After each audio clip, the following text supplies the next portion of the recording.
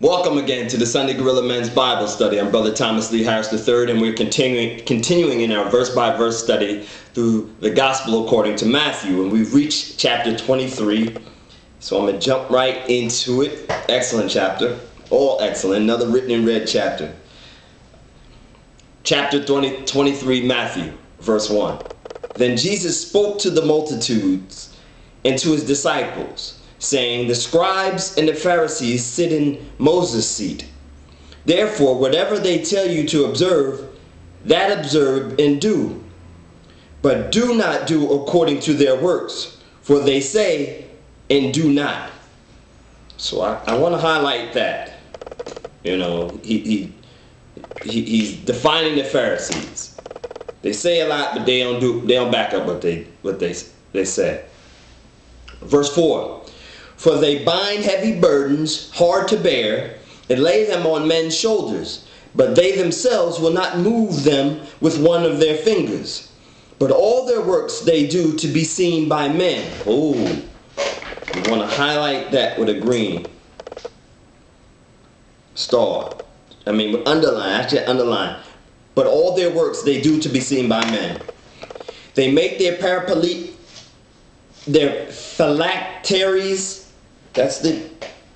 They wear part of their costume. Amen. Verse 5 again. But all their works they do to be seen by men. They make their phylacteries broad and enlarge the borders of their garments. They love the best places at the feast, the best seats in the synagogues, greeting in marketplaces, and to be called by men, Rabbi, Rabbi. But you do not call them Rabbi, for one is your teacher, the Christ, and you are all brethren. Do not call anyone on earth your father, for one is your Father, he who is in heaven. Verse 10. And do not be called teachers, for one is your teacher, the Christ. Verse 11. But he who is the greatest among you shall be your servant. And whoever exalts himself will be humbled, and he who humbles himself will be exalted. But woe to you, scribes and Pharisees, hypocrites, for you shut up the kingdom of heaven against men. For you neither go in yourselves, nor do you allow those who are entering to go in. Amen. Highlight that. Woe to you, scribes and Pharisees, hypocrites, for you devour widows' houses, and for pretense make long prayers. Therefore you will receive greater condemnation. Woe to you, scribes and Pharisees, hypocrites, for you travel land and sea to win one proselyte, and when he is won, you make him twice as much a son of hell as yourselves. Verse 16. Woe to you, blind guides, who say, whoever swears by the temple, it is nothing, but whoever swears by the gold of the temple, he is obliged to perform it. Fools and blind, for which is greater, the gold or the temple that sanctifies the gold?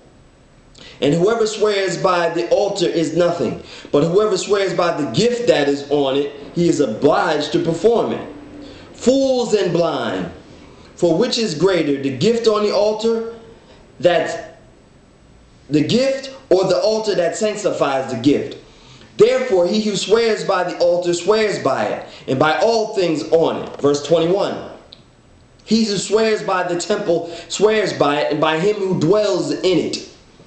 And he who swears by heaven swears by the throne of God, and by him who sits on it. Amen. Verse 23.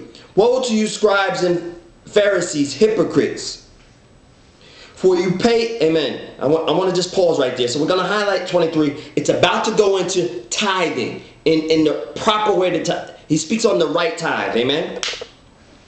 Verse 23. Woe to you, scribes and Pharisees, hypocrites, for you pay tithe of mint and anise and cumin, and have neglected the weightier matters of the law, justice and mercy and faith. These you ought to have done without leaving the others undone. So I want to break down 23. And I hate to give the commentary on this, but he says that they were even tithing their spices in their cabinets. That's how proficient they were on their tithing. But on the weightier matters, it says, meaning the more important matters, justice, mercy, and faith. You understand? The spiritual matters, they forgot about. Yes, tithe, but if you don't have the spiritual matters right, you're tithing in vain. Amen? Preach. Verse 24. Blind guides who strain out a gnat and swallow a camel. Woe to you, scribes and Pharisees and hypocrites, for you cleanse the outside of the cup and the dish, but the inside they are full of extortion and self-indulgence.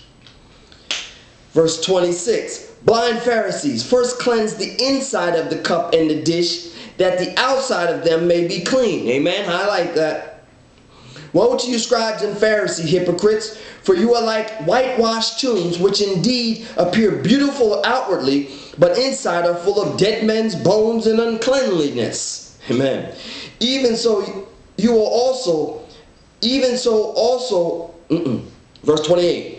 Even so, you also outwardly appear righteous to men, but inside you are full of hypocrisy and lawlessness.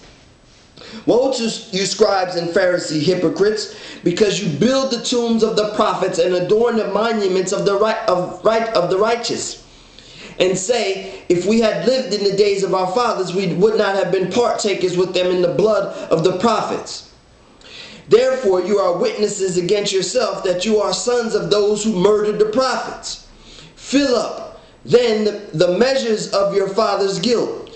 Serpents, brood of vipers, how can you escape the condemnation of hell? Verse 34.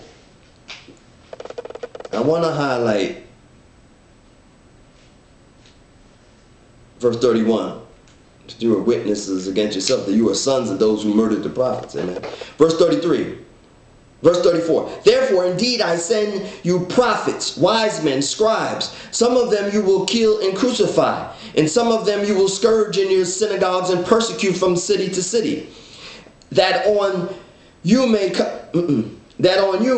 all the righteous blood shed on earth, from the blood of the righteous Abel to the blood of Zechariah, son of Berechiah, whom you murdered between the temple and the altar. Verse 36. Assuredly I say to you, all these things will come upon this generation. O Jerusalem, Jerusalem, the one who kills the prophets and stones those who are sent to her.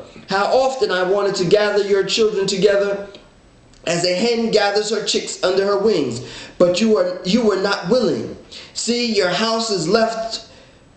Amen. Verse 38. See, your house is left to the desolate. For I say to you, you shall see me no more till you say, blessed is he who comes in the name of the Lord. Amen. And that concludes the 23rd chapter in the book of Matthew. Amen.